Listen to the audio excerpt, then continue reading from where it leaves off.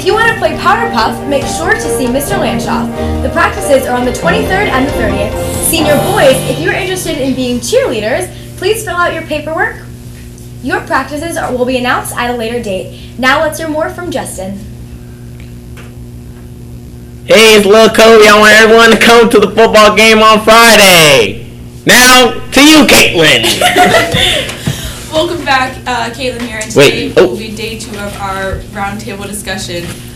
Joining me on our panel today again is Rachel Stewart, Ben People, Anthony Marinero, Miss Beta, and Officer Dave.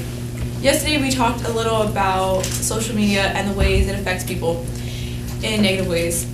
Today's topic is going to be some other behaviors we see happening around us and ways we can help.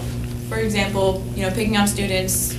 It's okay with your friends, but not so much if you don't know them, and it could lead to bad things. It could seriously hurt their feelings too, and it's not okay. So, well said, Caitlin. What do you guys think? I think you nailed it. I mean, there's a big difference when you're with your friends and you're joking around with them. But then if you have somebody like even at a lunch table that maybe isn't a friend or more of an acquaintance, and you don't know that person that well, a lot of times some things you say that you didn't mean for them to, you didn't mean for it to hurt their feelings, but it does. So we got to be aware of that. Yeah. And sometimes even with your own friends, we talk about a fine line, and that's picking up social cues, which are really hard to pick up sometimes, but it can go too far, and it can really hurt someone's feelings if it's a constant thing. It's one thing to make one joke, but you do it 5 other times after that, or every day.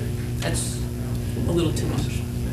What do you guys think as us as students, what we can do to help prevent this stuff from happening and going too far? Well, if you see anybody getting picked on or bullied, it's always good to alert, a superior, tell them what's happening. That way nothing goes too far. You can even be an upstander and stand up for them yourself.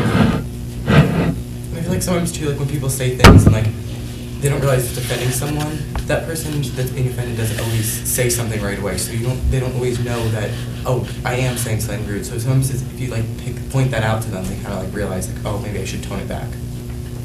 Thank you guys. Thanks for your panel. We'll be back continuing this discussion tomorrow. We'll see you back here then. Back to you, Kelly. Thanks, Caitlin.